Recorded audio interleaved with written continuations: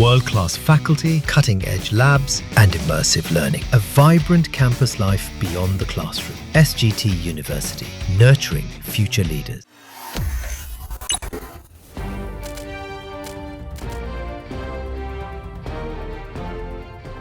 नमस्कार, जजमेंट समझिए माला दीक्षित से कार्यक्रम में आपका स्वागत है। आज मैं आपके साथ सुप्रीम कोर्ट के एक ताजा फैसले पर चर्चा करूंगी, जिसमें कोर्ट ने उन भूस्वामियों के अधिकार को लेकर के एक रेखा खींच दी है जिनकी जमीनें जनहित में सरकार ने अधिग्रहित की हैं। सुप्रीम कोर्ट ने कहा है कि जमीन अधिग्रहण के मामले में जमीन मालिकों को कानून के तहत उचित मुआवजा पाने का अधिकार है, लेकिन उनका पुनर्वास जरूरी नहीं है।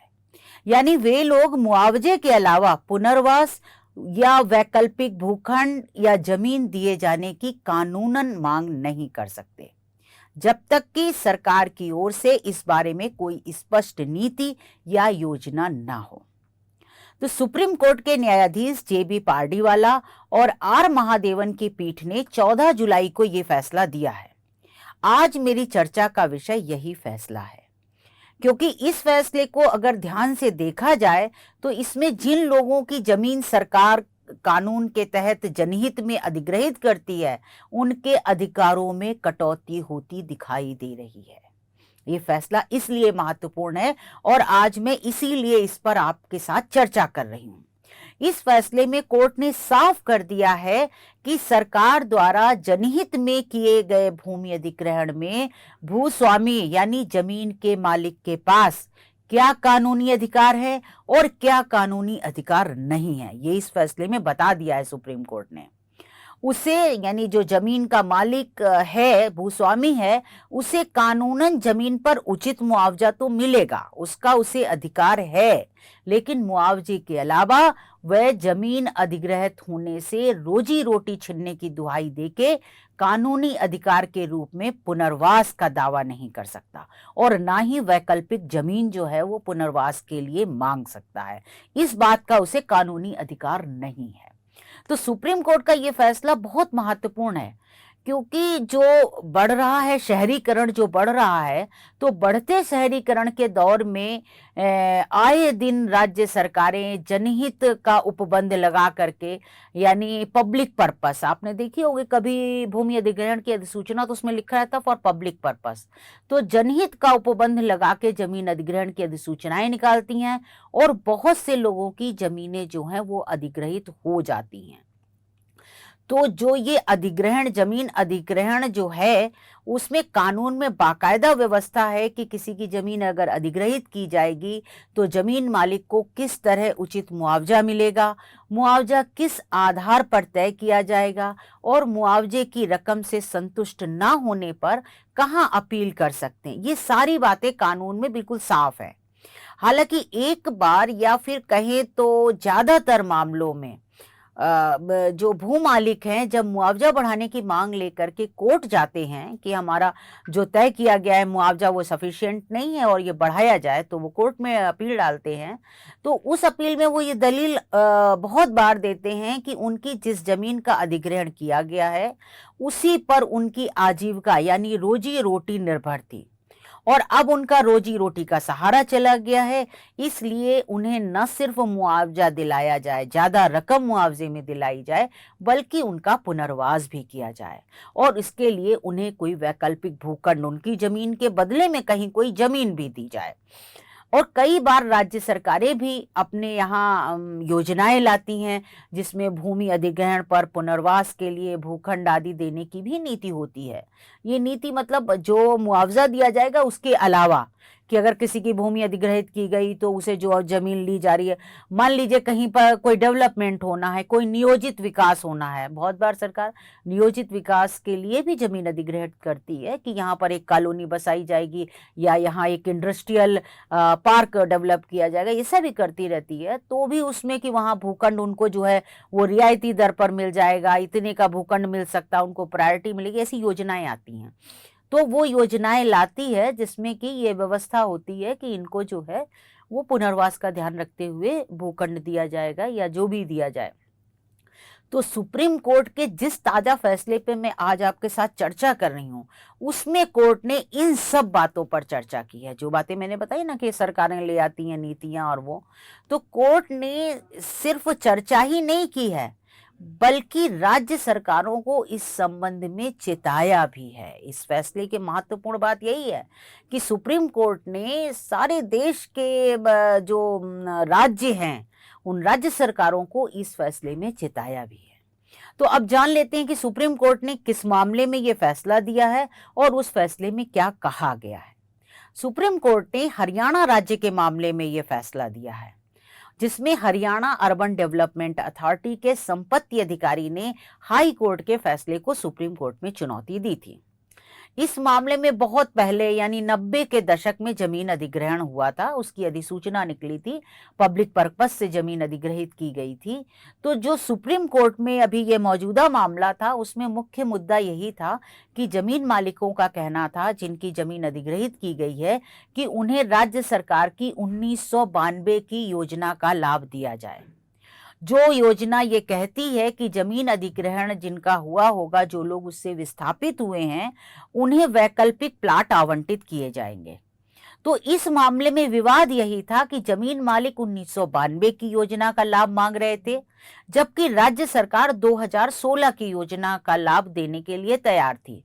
जबकि जमीन मालिक 1992 की योजना का लाभ मांग रहे थे कि उन्हें जो भूखंड है वो 1992 की योजना के हिसाब से आवंटित किया जाए, क्योंकि उसकी जो भूखंड का मूल्य था, जो दर लगाई गई थी, वो उस समय की थी 1992 के, और जबकि 2016 में जो दिया जाना था उसका रेट जो था वो बढ़ गया था, इसलिए उनको आपत्ति थी। अब सुप्रीम कोर्ट ने जो फैसला दिया है, उसमें सुप्रीम कोर्ट ने कहा कि भूमि अधिग्रहण के मामलों में जिनकी जमीनें जनहित में यानी सार्वजनिक हित में सरकार ने अधिग्रहित की हैं, उन्हें भूमि अधिग्रहण कानून के तहत उचित मुआवजा मिलने का अधिकार है, लेकिन उन सभी का पुनर्वास करना जरूरी नहीं है। कोर्ट ने कहा है कि इस बारे में सरकार द्वारा उठाया गया कोई भी लाभकारी कदम, यानी सरकार अगर कोई पुनर्वास की योजना आदि लाती है, तो वो केवल जमीन मालिकों के प्रति निष्पक्षता और समानता के मानवीय दृष्टिकोण से निर्देशित होनी चाहिए, यानी उसी पर आधारित होनी चाहिए कि निष्पक्षता और समानता अगर कोई योजना लाई भी जाती है पुनर्वास की, यानी सरकार अगर इस संबंध में कोई योजना लाए तो उसका आधार मानवीय दृष्टिकोण से हो, जिसमें निष्पक्षता और समानता का ध्यान रखा जाए। ये बात सुप्रीम कोर्ट ने कही है। कोर्ट ने आगे भी कहा है कि सामान्य तौर पर पुनर्वास सिर्फ उन्हीं का होना चाहिए जिनकी जमीन अधिग्रहण की वजह से घर या आजीविका चली गई है और वो लोग बेसहारा हो गए हैं। अगर दूसरे शब्दों में इस चीज को समझा जाए तो जिनका जीवन और आजीविका सीधे उस जमीन से संबंधित थी जिसको अधिग्रहित कर लिया गया है, तो ऐसे लोगों का जो है वो पुनर्वास किया जा सकता है, केवल ऐसे लोगों का। साफ कर दिया सुप्रीम कोर्ट ने, केवल ऐसे लोगों का। तो सुप्रीम कोर्ट ने कहा है कि जमीन अधिग्रहण के मामले में रोजी रोटी के अधिकार का दावा करते हुए कानूनन पुनर्वास या वैकल्पिक भूमि की मांग नहीं की जा सकती है। यानी सुप्रीम कोर्ट ने बिल्कुल साफ कह दिया है कि जमीन अधिग्रहण के मामले में कोई भी संविधान के अनुच्छेद 21 के तहत मिले जीवन के अधिकार की दुहाई देते हुए पुनर्वास या वैकल्पिक जमीन की मांग नहीं कर सकता है।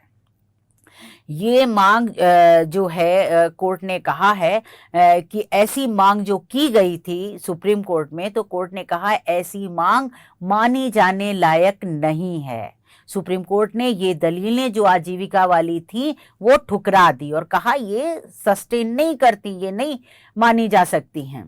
सुप्रीम कोर्ट ने फैसले में ये भी कहा है कि सिर्फ विरले मामले में ही, यानी बहुत कम मामलों में ही विस्थापितों को मुआवजा देने के अलावा उनके पुनर्वास के लिए कोई योजना शुरू करने पर विचार किया जाना चाहिए या हो सकता है। कोर्ट ने इस बात की आलोचना की, यानी निंदा की है कोर्ट ने। एक तथ्य जो सुन लीजिए, ये बहुत महत्वपूर्ण बात है। कोर्ट ने इस चीज की आलोचना की है कि कई बार राज्य सरकारें जनता को खुश करने के लिए, यानी अपीजमेंट पॉलिसी में, जिसको आप कह सकते हैं कि पब्लिक खुश हो जाए, उसको अपीज कर दे, तुष्टीकरण या जो भी कहें वो अपीसमेंट पॉलिसी में राज्य सरकारें कई बार अनावश्यक योजनाएं शुरू कर देती है। ये सुप्रीम कोर्ट ने कहा है कि सिर्फ लोगों को खुश करने के लिए घोषणा कर देती है अनावश्यक तौर पे योजनाओं की। तो इस चीज की सुप्रीम कोर्ट ने आलोचना की है और सुप्रीम कोर्ट ने आगे कहा है कि अंततः क्या होता है, ऐसी योजनाएं से अंततः सरकार मुश्किल में पड़ जाती है।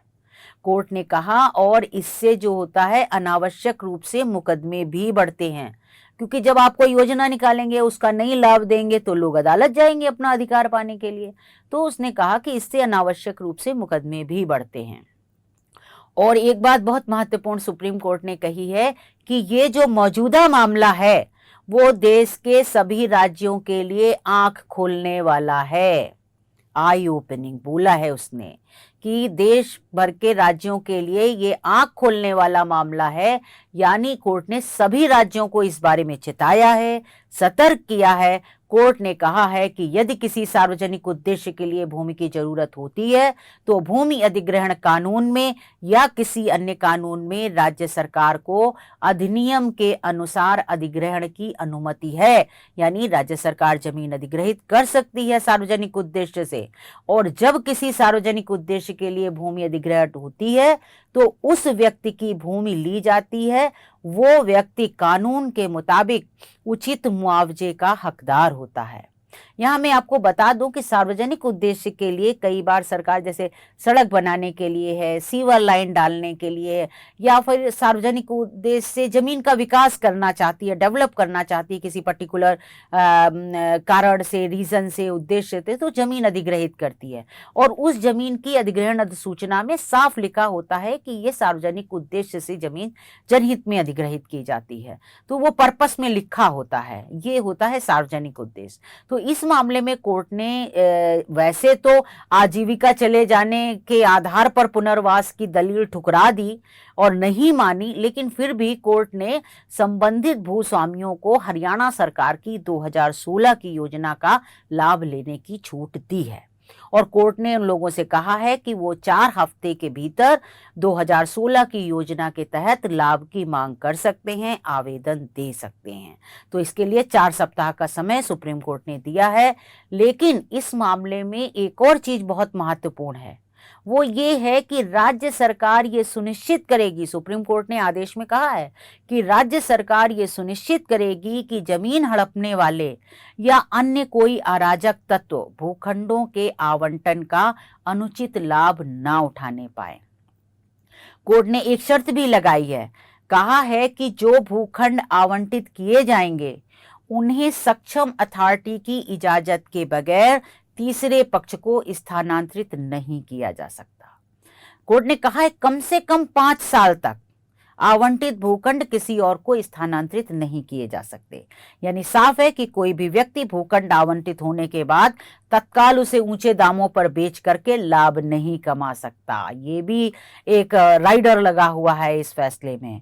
तो सुप्रीम कोर्ट का ये फैसला कई मायनों में बहुत महत्वपूर्ण है, क्योंकि कई बार देखा जाता है जिनकी जमीन अधिग्रहित होती है वो लोग 10 साल तक सिर्फ इस चीज के लिए मुकदमा लड़ते हैं कि उनकी जमीन गई है, इसलिए उनका पुनर्वास किया जाए और उन्हें वैकल्पिक जमीन दी जाए, क्योंकि उससे उनकी रोजी रोटी जुड़ी थी। और ये सब कानून के तहत अधिग्रहित जमीन का मुआवजा मिलने की अतिरिक्त मांगे की जाती हैं। लेकिन अब जैसा कि सुप्रीम कोर्ट का ये फैसला आ गया है तो लगता है कि शायद ऐसा नहीं हो पाएगा। साथ ही साथ राज्य सरकारें भी अब शायद इस फैसले के बाद लोगों की इस तरह की मांगे ना माने, क्योंकि सुप्रीम कोर्ट ने सभी राज्य सरकारों को फैसले में चेताया है। सुप्रीम कोर्ट ने इस फैसले की प्रति यानी कॉपी सभी उच्च न्यायालयों में भेजने का आदेश दिया है, ताकि इस फैसले की जानकारी सभी उच्च न्यायालयों को हो और सभी निचली अदालतों को हो। ये सुप्रीम कोर्ट तब कहता है कि जब उसको लगता है कि इस चीज की ये बहुत महत्वपूर्ण फैसला है और इसकी जानकारी जो है वो देश भर की अदालतों को होना चाहिए, क्योंकि भूमि अधिग्रहण के तो लाखों करोड़ों मामले अदालतों में लंबित होते हैं और उसमें इस तरह की मांगे होती हैं, तो ये जो नया फैसला आया है वो ये सब चीज़ों की व्यवस्था तय करता है और इसलिए ये लैंडमार्क जजमेंट कहा जाएगा। लोगों के अधिकार के बारे में जो बात कर रहा है और जो कुछ अधिकारों की कटौती की भी बात कर रहा है, जो जीवन के अधिकार की दलील भूमि अधिग्रहण के मामले में नहीं दे सकते हैं, इसकी बातें कर रहा है, तो ये एक बहुत लैंडमार्क जजमेंट है, महत्वपूर्ण जजमेंट है। तो आज बस इतना ही। फिर कोई ऐसा ही महत्वपूर्ण फैसला आएगा तो मैं उससे आपको जरूर अवगत कराऊंगी। आप इस कार्यक्रम में मेरे साथ जुड़े रहे, इसके लिए धन्यवाद।